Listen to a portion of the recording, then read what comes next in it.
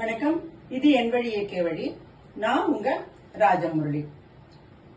இப்போ modern trend என்னன்னா ஹேர்ல கொஞ்சம் கலர், அதாவது ஸ்ட்ரீக்ஸ்ல கலர் கலரா வச்சுக்கிறது.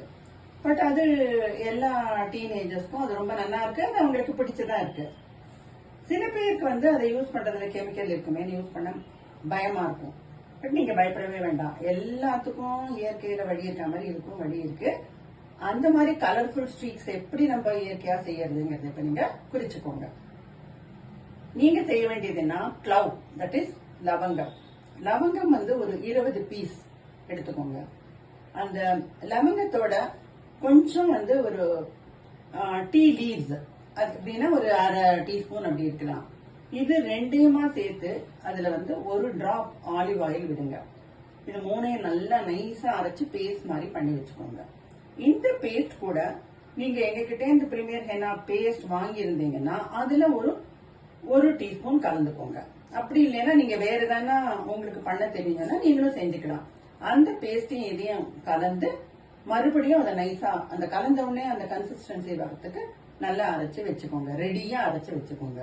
அதுக்கு முன்னாடி நீங்க செய்ய வேண்டியது என்னன்னா, இப்போ ஹேர் இருந்தா 2 பக்கமும் ஸ்ட்ரீக்ஸ் தெரியணும்னா அது எந்த ஏரியா அந்த ஸ்ட்ரீக்ஸ் ரெடி பண்ணி வச்சுக்கோங்க. நல்லா கோம் பண்ணிட்டு 2 சைடும் ஒரு பஞ்ச் மாதிரி ஹேரை ரெடி பண்ணி வச்சுக்கோங்க. உங்களுக்கு எங்க அது கலரா இருந்தா அழகா இருக்கும், ஒரு சேஞ்ச் தெரிஞ்சா நல்லா இருக்கும் அப்படின்றத டிசைட் பண்ணிக்கோங்க.